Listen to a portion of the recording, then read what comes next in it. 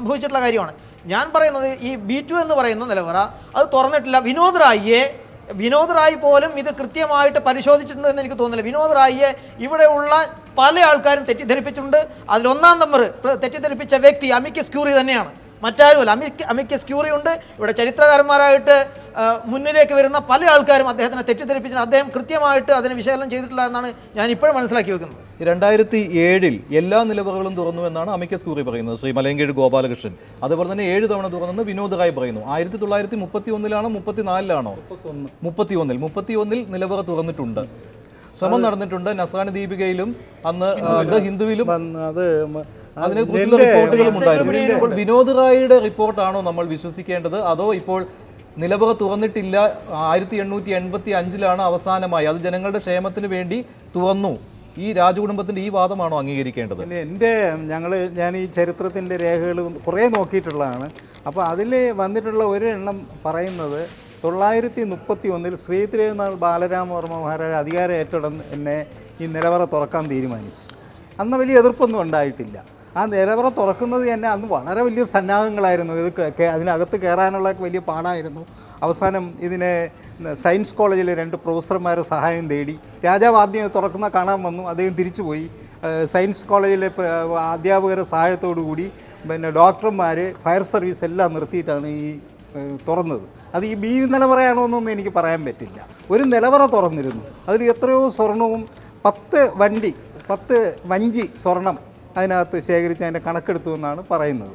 അപ്പോൾ അതിൽ തന്നെ പറയുന്നുണ്ട്, ഇതിവിടെ വേറൊരു ദ്വാരം കാണുന്നുണ്ട്, ആ ദ്വാരത്തിൽ കൂടെയാണ് രാജാക്കന്മാർ കാണിക്ക ഇടുന്നതെന്ന് പറയുന്നത്. ഇപ്പോൾ രാജകുടുംബം നേരത്തെ കേട്ടിരുന്ന ഇതിനെയാണ് അവർ ഈ നിലവറ എന്ന് പറയുന്നതെന്ന് പറയുന്നത്. ഈ ദ്വാരം ഉണ്ടായിരുന്ന അതിൽ കൂടെ ഇട്ടതാണ് എന്ന്. പക്ഷേ എന്തായിരുന്നാലും നിലവറ 931 തുറന്നിട്ടുണ്ട്. അന്ന് ഹിന്ദുവിലും മലയാള മനോരമയിലും നസ്രാണി ദീപികയിലും പ്രതിദിനം എന്നൊരു പത്രം അന്ന് തിരുവനന്തപുരത്ത് വലിയ പത്രമായിരുന്നു, അതിലൊക്കെ ഈ റിപ്പോർട്ട് വന്നിട്ടുണ്ട്.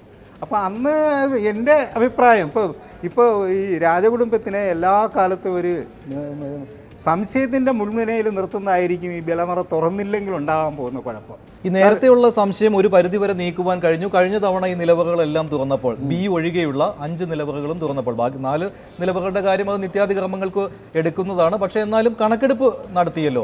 അപ്പോൾ രാജകുടുംബം ചോദിച്ച ഒരു കാര്യമുണ്ടായിരുന്നു, ഞങ്ങളുടെ നേർക്കുള്ള സംശയം തീർന്നില്ലേ എന്ന്. അവിടെ അവശേഷിക്കുന്നത് B നിലവറയാണ്. അവിടെ രാജകുടുംബം സ്വീകരിക്കേണ്ട നിലപാട് എന്താണ്? തീർച്ചയായിട്ടും എൻ്റെ അഭിപ്രായം നിലവറ തുറന്ന് അതിൻ്റെ കണക്കുകളെടുത്ത് ബ്ലാക്ക് ആൻഡ് വൈറ്റ് ആയിട്ട് കണക്കുകൾ വച്ചില്ലെങ്കിൽ ഇനി ഒരു 10-20 വർഷം കഴിയുമ്പോഴാണ് വീണ്ടും പ്രശ്നം ഉണ്ടാകാൻ പോകുന്നത്. ഇതിനകത്തുള്ള കുറേ സാധനം കണ്ടില്ല, അന്ന് പോയില്ല. ഈ 931-ൽ എടുത്തപ്പോൾ ഇതിനെ ഒരു റെക്കോർഡ് ഉണ്ടാക്കിയിരുന്നു, അത് എത്ര നിലവറ തുറന്നെന്ന് നമുക്ക് പറയാൻ ഒക്കില്ല. ഇന്ന് ഈ പ്രശ്നം വരില്ലായിരുന്നു കേട്ടോ. ഇനിയിപ്പോൾ ഇത് നമ്മളങ്ങ് വിട്ടിട്ട് പോവുകയാണ്. 4 നിലവറയും 5 നിലവറയും തുറന്നു, B മാത്രം തുറക്കാതെ വിട്ട് പോയാലുള്ള കുഴപ്പമെന്നാണ്. ഈ രാജകുടുംബത്തിനെ പറ്റി കുറേ അപഖ്യാതികൾ കേൾക്കുന്നുണ്ട്. അത് ശരിയോ തെറ്റോ എന്ന് നമുക്കിപ്പം പറയാൻ പറ്റും. അതായത് ഈ 2 ചേംബറുകളുണ്ട് എന്നൊക്കെ പറയുന്നത് അതൊന്നും സ്ഥിരീകരിച്ച റിപ്പോർട്ടുകളല്ല.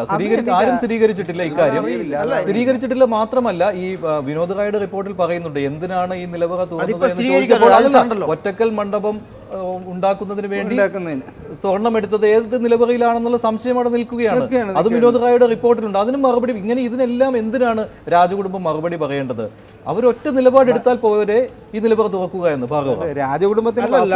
ഇത് തുടക്കം തൊട്ട് തന്നെ ഈ വിഷയത്തിൽ പറഞ്ഞത് ഈ നിലവറയുടെ കാര്യത്തിൽ അത് വിശ്വാസവുമായിട്ട് ബന്ധപ്പെട്ട ഇപ്പോഴും മാത്രമല്ല, മറ്റെല്ലാ നിലവറയും തുറക്കുമ്പോഴും പറഞ്ഞല്ല, മറ്റെല്ലാ നിലവറയും തുറക്കുന്നതിന് മുന്നേ തന്നെ പറഞ്ഞിരിക്കുന്ന വിഷയമാണ് B നിലവറയുടെ കാര്യം. അപ്പോൾ ഈ വിശ്വാസ്യതയും വിശ്വാസ്യത ഇല്ലായ്മയും ഒക്കെ പ്രകടിപ്പിക്കുന്നവരാ VS അച്യുതാനന്ദനെ പോലെയുള്ള രാഷ്ട്രീയ നേതാക്കന്മാരാണ്. അവർക്ക് ഈ B നിലവറയായിട്ട് എന്ത് ബന്ധം, ക്ഷേത്രവുമായിട്ട് എന്ത് ബന്ധം? ഏതെങ്കിലും ക്ഷേത്രം നന്നാക്കാൻ വേണ്ടി ഇവരൊക്കെ മുന്നിട്ടിറങ്ങിയ ഒരു ചരിത്രമുണ്ടോ? മാർക്സിസ്റ്റ് പാർട്ടി മുന്നിട്ടിറങ്ങിയ ചരിത്രമുണ്ടോ? മാർക്സിസ്റ്റ് ഗവൺമെൻറ് ഏതെങ്കിലും ക്ഷേത്രം നന്നാക്കാൻ വേണ്ടി ഇറങ്ങിയ ഒരു ചരിത്രമുണ്ടോ? അവരാണ് പറയുന്നത് ഇത് കണക്കെടുക്കണം.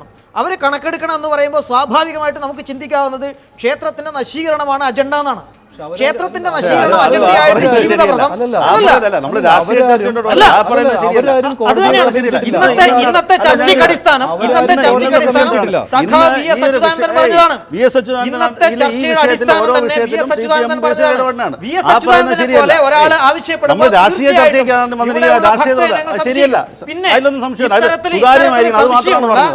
ഇത്തരത്തിൽ സംശയമുള്ള നിരവധി കാര്യങ്ങളുണ്ട്. എന്തുകൊണ്ടാ ഓർത്തഡോക്സ് സഭയുടെ കാര്യത്തിൽ ഇതുപോലെ VS അച്യുതാനന്ദൻ ഇവിടെയുള്ള രാഷ്ട്രീയ നേതാക്കന്മാരും മന്ത്രിമാരും അഭിപ്രായം പറയാത്തത്? അങ്ങനെ പറയാൻ വേണ്ടി അവർക്ക് പറ്റില്ല. ക്ഷേത്രത്തിൻ്റെ കാര്യമാകുമ്പോൾ എല്ലാവരും വന്ന അഭിപ്രായം പറയും. അവർക്ക് രാജകുടുംബത്തിന് വിശ്വാസി ഉണ്ടാക്കാൻ വേണ്ടിയിട്ട് കൂടുതലായിട്ട് താല്പര്യം മന്ത്രിമാർക്കാണ്. രാജകുടുംബത്തിൻ്റെ കള്ളം ചെയ്തില്ല എന്ന് കൂടുതൽ തെളിയിക്കാൻ വേണ്ടിയിട്ട് താല്പര്യം ഇവിടെയുള്ള മറ്റാളുകൾക്കാണ്. ഇത് ഭക്തന്മാർക്ക് ഇല്ലാത്ത ഇത്തരത്തിലുള്ള താല്പര്യങ്ങൾ എന്തിനാണ് കാണിക്കുന്നത്? അത് കോടതി തീരുമാനിക്കട്ടെ. കോടതിക്ക് വളരെ കൃത്യമായിട്ട് ഇത്തരത്തിലുള്ള കാര്യങ്ങൾ കോടതി തീരുമാനിക്കട്ടെ എന്ന് പറയുമ്പോൾ കോടതിയുടെ നിർദ്ദേശം എന്താണ്? സമവായത്തിലൂടെ ചെയ്യുക എന്നുള്ളതാണ്. അതിന് ദേവസ്വം മന്ത്രി തയ്യാറാണ്. അദ്ദേഹം ഇന്ന് പറഞ്ഞുവല്ലോ, രാജകുടുംബവുമായി ഞാൻ നാളെ ചർച്ച നടത്താൻ പോവുകയാണ്. ദേവസ്വം മന്ത്രിയല്ല ചുമതലപ്പെടുത്തിയിരിക്കുന്നത്, അമിക്കസ് ക്യൂറിയാണ് ചുമതലപ്പെടുത്തിയിരിക്കുന്നത്. ദേവസ്വം മന്ത്രി എന്തിനാ ഇതിൽ കയറി?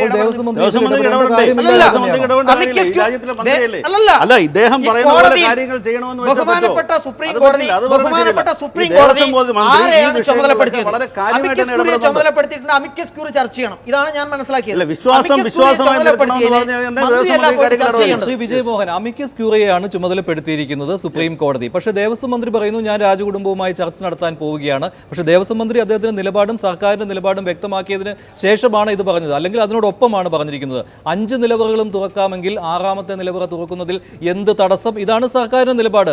അതെടുത്തു പറഞ്ഞുകൊണ്ടാണ് ദേവസ്വം മന്ത്രി പറയുന്നത് ഞാൻ ചർച്ച നടത്താൻ പോവുകയാണ് തിരുവിതാംകൂർ രാജകുടുംബവുമായെന്ന്. അമിക്കസ് ക്യൂറിയുടെ റോൾ ഏറ്റെടുക്കുകയാണോ ദേവസ്വം മന്ത്രി? അല്ല, നേരത്തെ സുപ്രീം കോടതി ഒരു കാര്യം പറയണ്ടേ, പുതിയ എക്സിക്യൂട്ടീവ് ഓഫീസർ നിയമിക്കുന്ന കാര്യത്തിൽ സുപ്രീം കോടതി പറഞ്ഞ എന്താണ്? സർക്കാരും അമിക്കസ് ക്യൂറിയും രാജകുടുംബമായിട്ടൊരു ഇത് വരുത്തുന്നതാണ് സുപ്രീം കോടതി നിർദ്ദേശിച്ചത്. സമവായം അല്ല, ഇതിപ്പോൾ ഒരു വിഷയത്തിൽ വേണ്ട. ഇപ്പം നമുക്കിപ്പോൾ നേരത്തെ ഇദ്ദേഹം പറഞ്ഞ കാര്യമായാലും ശരി തന്നെ, ഇത് ഞാൻ പിന്നെ അതിലോട്ട് രാഷ്ട്രീയത്തിലോട്ട് കടക്കുന്നില്ല. കാരണം ഈ വിശ്വാസമായിട്ട് നിൽക്കണം. തിരുവിതാംകൂറുകാരൻ്റെ എല്ലാവരും മനസ്സിൽ കൊണ്ട് നടക്കുന്ന ഒരു ആരാധനയാണ് ശ്രീപത്മനാഭസ്വാമി ക്ഷേത്രം. അവിടുത്തെ കാര്യങ്ങൾ സുതാര്യമായിരിക്കണം. അതിന് ദേവസ്വം മന്ത്രി ഇടപെടേണ്ടി വന്നാൽ ദേവസ്വം മന്ത്രി ഇടപെടേണ്ടി. ഇപ്പം ഞാൻ ഒരു ചെറിയ കാര്യം പറയുകയാണ്. ഞാനിപ്പം ഈ പറഞ്ഞ B1 അല്ല, ഒരു ചെറിയ രേഖ എൻ്റെ കിട്ടിയ ഒരു കാര്യം ഞാൻ പറയുകയാണ്. ഇതിലുള്ള ഒരു കാര്യം ഞാൻ പറയാം. ഇതാണെന്ന് തോന്നുന്നു, വിനോദ് റായുടെ കിട്ടിയ ഒരു സാധനം ഇതാണെന്നാണ് എനിക്ക് തോന്നുന്നത്. ഇതിൽ പറയുന്നത് 22/6/2002 തിരുവറയ്ക്കകത്ത് ശ്രീ അനന്തന് ചാർത്തുന്നതിനുള്ള ഭരതക്കോൺ കല്ലറയിൽ നിന്നും എടുത്ത 25 ഭാഗമുള്ള വെള്ളി അങ്കിക്കൂട്ട്. ഭരതക്കോണ് വേറെ, B2 ഭരതക്കോണിലുള്ള നിലവറയാണ് B1 എന്ന് പറഞ്ഞത്. മറ്റേതാണ് B2 എന്ന് പറഞ്ഞത്.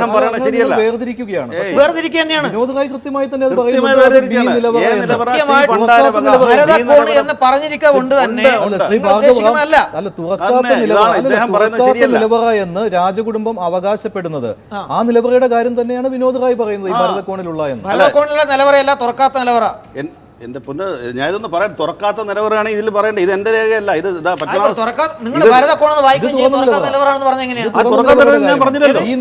തുറന്നിട്ടുണ്ടെന്നല്ലേ ഞാൻ പറയുന്നത്. 90 മുതൽ 2002 വരെ തുറന്നിട്ടുണ്ട്.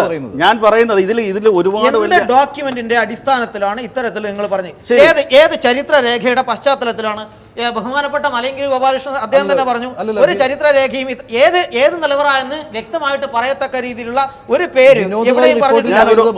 റിപ്പോർട്ടുകൾ അടിസ്ഥാനപ്പെടുത്തിയാണെന്നാണ്. റിപ്പോർട്ടുകൾ അതെന്താണ്? ഇദ്ദേഹം പറഞ്ഞതുപോലെ ഏത് രേഖയുടെ അടിസ്ഥാനത്തിലാണ് ഇദ്ദേഹം പറയുന്നത് അത് തുറക്കാൻ പാടില്ല? ഇല്ല, ഞാൻ തർക്കിക്കാനല്ല പറയുന്നത്. ഏത് രേഖകളുടെ അടിസ്ഥാനത്തിലാണ് ഇദ്ദേഹം അടക്കമുള്ളവർ പറയുന്നത് B നിലവറ തുറക്കാൻ പാടില്ല? ഒരു രേഖയില്ല. പറയട്ടെ, ഞാൻ പറയാം. ഇദ്ദേഹത്തിന് പറയാം, ഞാനൊന്ന് പറഞ്ഞോട്ടെ. ഇതാ അടുത്തൊരു രേഖ. ഞാൻ ആരെയും കുറ്റപ്പെടുത്താനും പറഞ്ഞു. ഇത് സുതാര്യമായിരിക്കണം. 5 നിലവറകൾ തുറന്നു. ഇപ്പോൾ വീണ്ടും സംശയത്തിൻ്റെ നിലയിലോട്ട് വന്നുകൊണ്ടിരിക്കുകയാണ്. ഞാൻ ചോദിച്ചു, പണ്ട് രാജകുടുംബത്തിന് സംശയത്തിന് ഇപ്പോൾ ഇത് കഴിഞ്ഞിട്ട് അടുത്ത കഴിഞ്ഞ വർഷവും ഈ നിലവറയിൽ നിന്ന് സ്ഥാനം പോയിരിക്കുന്നു. മോഷണം പോയതാണോ അറിയില്ല. പണ്ടത്തെ തിട്ടപ്പെടുത്തലിൻ്റെ കണക്കാണോ അതും അറിയില്ല. അപ്പോൾ ഇതിൽ ഇപ്പം തിട്ടപ്പെടുത്തിയ സാധനങ്ങൾ ചോരുന്നു. യെസ്, അപ്പോൾ അതുകൊണ്ട് ഇതിൽ സുതാര്യത വേണം. ഇപ്പോൾ ഇതിൽ പറയുന്ന കാര്യങ്ങൾ എന്താണ്? ഇതിൽ പറയുന്ന കാര്യങ്ങളായിരിക്കും വിനോദ് റായ് എടുക്കേണ്ടത്. ഇത് മതിലും രേഖയിലുണ്ട് എന്ന് പറയുമ്പോൾ എല്ലാ സംശയങ്ങളും ഈ B നിലവറയിൽ നിന്ന് സാമഗ്രികൾ കാണാതാവുന്നു. അതുകൊണ്ട് B നിലവറ തുറക്കേണ്ടതാണ്. ഇങ്ങനെയാണ് താങ്കൾ ഉൾപ്പെടെയുള്ളവർ പറയുന്നത്. ജസ്റ്റിസ് CS രാജൻ, ഇപ്പോൾ ഈ ഗ്യാസ് കട്ടർ എന്ന സാങ്കേതിക തടസ്സം മാത്രമേ ഉള്ളൂ B നിലവറ തുറക്കുന്നതിന്? ഒരു കാര്യം കൂടെ പറയാം. ഈ 1930 തുറന്നു എന്നൊക്കെ പറയുന്നുണ്ടല്ലോ, അത് B നിലവറയല്ല, A നിലവറയാണ്. അത് എന്തുകൊണ്ടാണെന്ന് വെച്ചാൽ ശ്രീ പത്മനാഭ ക്ഷേത്രത്തിന് ചുറ്റുമുള്ള നടപ്പന്തൽ പണ്ട് ഓലയായിരുന്നു. അത് തീപിടുത്തം ഉണ്ടായി 1931. ആ തീപിടുത്തം ഇപ്പം നിങ്ങൾക്ക് പോയി അറിയാൻ പറ്റില്ല, ഇന്നിപ്പോൾ കോൺക്രീറ്റാണ്. അത് പണി നടത്താൻ രാജാവിൻ്റെ കയ്യിൽ പൈസ ഇല്ലാത്തതുകൊണ്ടാണ് A നിലവറ തുറന്നിട്ട് കുറച്ച് ആഭരണങ്ങളൊക്കെ എടുത്ത് വിറ്റാണ് ഉണ്ടാക്കിയത്. ഇത് 2 പുസ്തകമുണ്ട്. ഒന്ന് അശ്വതി തിരുനാൾ എഴുതിയ തിരുവനന്തപുരം പത്മനാഭ ക്ഷേത്രത്തിലൊരു പുസ്തകം, ഡോക്ടർ മഹേശ്വരൻ നായർ എഴുതിയ പഗോഡാസ് ഓഫ് ട്രിവാൻഡ്രം. ഇതൊക്കെ ചരിത്രമുള്ളതാണ് അതിൻ്റെ അകത്ത്. എന്തുകൊണ്ടെന്നാൽ എ കല്ലറയുടെ പുറത്തെ പൂട്ട് ഏതാണെന്നറിയോ? ഗോദറേജ്. നമുക്കറിയാമല്ലോ ഗോദറേജ് പൂട്ട് എന്നാ വന്നെന്നുള്ളത്. ആ സമയത്ത് ബി കല്ലർ അങ്ങനെയല്ല. ബി കല്ലർ നമ്മുടെ പഴയ നാലുകെട്ടിൻ്റെ ഓടാമ്പിൾ പൂട്ടാണ്. അതാ ഞാൻ പറഞ്ഞ 3 കള്ളമുള്ളത്. ഈ 31 തുറന്നിട്ടുണ്ടെങ്കിൽ ഇത് വേണ്ട, മറ്റേ പൂട്ടിട്ട് പൂട്ടാമായിരുന്നു. വാസ്തവത്തിൽ ഈ 31 തുറന്നു എന്ന് പറയുന്നതെല്ലാം എ കല്ലറയാണ്, ബി കല്ലറയല്ല. വേറെ സംഗതി കൂടിയുണ്ട്. വിനോദ് റായ് വരുന്ന 2002 തുറന്നെന്നാ. അത് കഴിഞ്ഞ് 10 കൊല്ലം കഴിഞ്ഞ് ഞങ്ങൾ പോയപ്പോൾ അത് തുരുപ്പ് പിടിക്കണോ? 10 കൊല്ലം കൊണ്ട് പൂട്ട് തുരുപ്പ് പിടിക്കുമോ?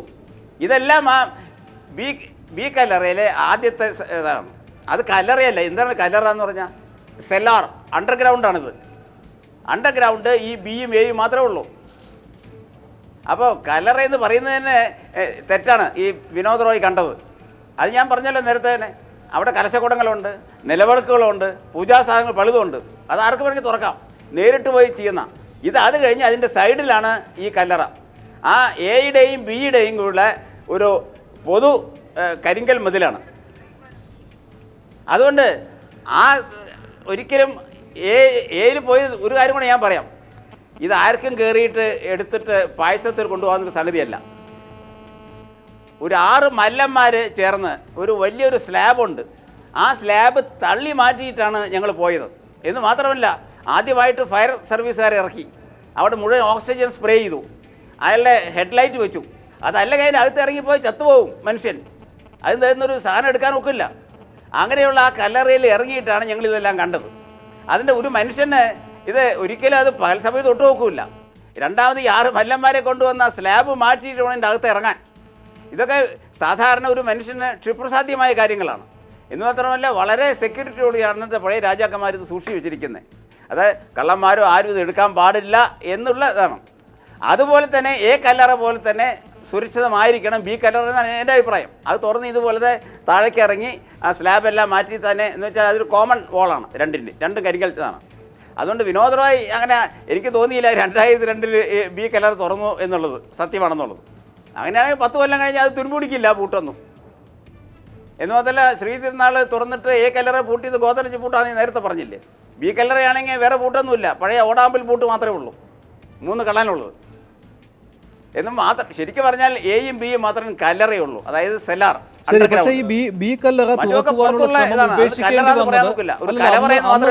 അന്ന് താങ്കളുടേതാണെന്നാണ് എനിക്ക് എൻ്റെ ഓർമ്മ. താങ്കളുടെ കാലിൽ കരിങ്കല്ല് വന്ന് വീഴുകയും അതുകൊണ്ട് അതൊരു തടസ്സമായി കാണുകയും ഇതെല്ലാം അതിനൊരു കാരണമായില്ലേ ഈ ബി നിലവറയിലേക്ക് യാത്ര വേണ്ട എന്ന് വെക്കുവാൻ?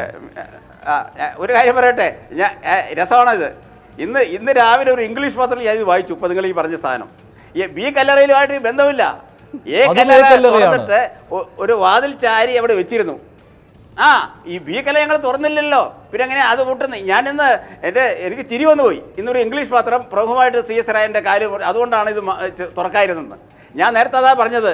അത് കണ്ടവൻ മാറി നിൽക്കട്ടെ, കേട്ടവൻ പറയട്ടെ എന്നുള്ളത്. അതാണ് ഇന്നത്തെ തത്വശാസ്ത്രം. എ കല്ലറ തുറന്നിട്ട് അതിൻ്റെ ഒരു വാതിൽ അവിടെ ചാരി അവിടെ ചുമരിൽ വെച്ചിരുന്നു. അതിങ്ങനെ മറിഞ്ഞു വീണു. അപ്പം ഞാനിത് കണക്കെടുക്കാൻ നോക്കിക്കൊണ്ടിരിക്കുകയാണ്. അതെൻ്റെ കാലിൽ വീണ്. ശരിയാണ്, സത്യമാണ്, അത് അന്നേ ഉണ്ടായിരുന്നു. അത് ഒരു ചാനലുകാർ അത് എൻ്റെ കാലിലെ കെട്ട് മാത്രം ഫോക്കസ് ചെയ്തു. എനിക്ക് ഇന്നിപ്പോൾ ഓർമ്മയുണ്ട്. എന്നിട്ട് എൻ്റെ ഭാര്യയും മക്കളൊക്കെ മേടിച്ച് ഫോൺ ചെയ്യാൻ തുടങ്ങി. അവർ ഫോക്കസ് ചെയ്ത് എൻ്റെ കാലിലെ കെട്ടാണ്. അവർക്കപ്പോൾ എയിലോ ബിയോ കല്ലറയിലൊന്നും പ്രശ്നമില്ലായിരുന്നില്ല. അത് പോട്ടെ, അത് വേറെ കാര്യം. ഇന്നും പറഞ്ഞു എൻ്റെ കാലിൽ വീണ കാര്യം. അത് ബി കല്ലറയായിട്ട് യാതൊരു ബന്ധവുമില്ല. എന്ന് മാത്രമല്ല, ഒരു കാര്യം കൂടെ ഞാൻ പറയട്ടെ. ഒറിജിനൽ ഓർഡർ സുപ്രീം കോടതി എന്താണ്? ശ്രീ പത്മനാഭ ക്ഷേത്രത്തിലെ ഉള്ള എല്ലാ ആഭരണങ്ങളെയും വജ്രങ്ങൾ ഇതെല്ലാം കണക്കെടുക്കണം എന്നുള്ളതാണ്. അത് ബി കല്ലറയും ചേർന്നാണ്. അതാണ് ബി കല്ലറയിലേക്ക് പോയത്. അതിന് ബി കല്ലറ ഒഴിവാക്കുന്നൊരു പ്രശ്നം ഒറിജിനലായിട്ട് സുപ്രീം കോടതിയുടെ പരിധിയിൽ ഇല്ലായിരുന്നു. പിന്നെ വിവാദങ്ങളൊക്കെ വന്നു. ഒരുപക്ഷേ അവർക്ക് പേടിയായിരിക്കും, അവർക്ക് എന്തെങ്കിലും പറ്റുമോ ബി കല്ലറ തുറക്കാൻ പറയാം. അതുകൊണ്ടായിരിക്കും ഇങ്ങനെ മാറി മാറി പോയത്. ശരി, പക്ഷേ ജസ്റ്റിസ് CS രാജൻ ഇപ്പോൾ ഇതുവരെ തുറക്കാത്ത കല്ലറ ഇനി തുറക്കാൻ പറ്റുമോ എന്നുള്ള സംശയം എന്തിനാണ് രാജകുടുംബം ഉയർത്തുന്നത്? അതിന്റെ ആവശ്യമുണ്ടോ? ബി നിലവറ തുറക്കട്ടെ, അതിനുള്ള സാങ്കേതിക സൗകര്യം ഒരുക്കാമല്ലോ. അങ്ങനെയല്ലേ ചിന്തിക്കേണ്ടത്? ഇപ്പോൾ സമവായം ഉണ്ടാക്കണം എന്ന് പറയുമ്പോൾ ഒരേ ഒരു കാര്യമേ ഇനി ബാക്കിയുള്ളൂ ഈ ബി നിലവറയുടെ കാര്യത്തിൽ. അപ്പോൾ അതിൽ സാങ്കേതിക സൗകര്യം വേണമെങ്കിൽ അത് ഒരുക്കുവാനുള്ള സാങ്കേതിക സൗകര്യങ്ങൾ ഉണ്ടല്ലോ ഇപ്പോൾ നാട്ടിൽ. ഞാൻ നേരത്തെ പറഞ്ഞല്ലോ, എൻ്റെ അഭിപ്രായങ്ങൾ ഒരിക്കലും വിവാദങ്ങൾ ഉണ്ടാവില്ല, വ്യക്തിപരങ്ങളല്ല.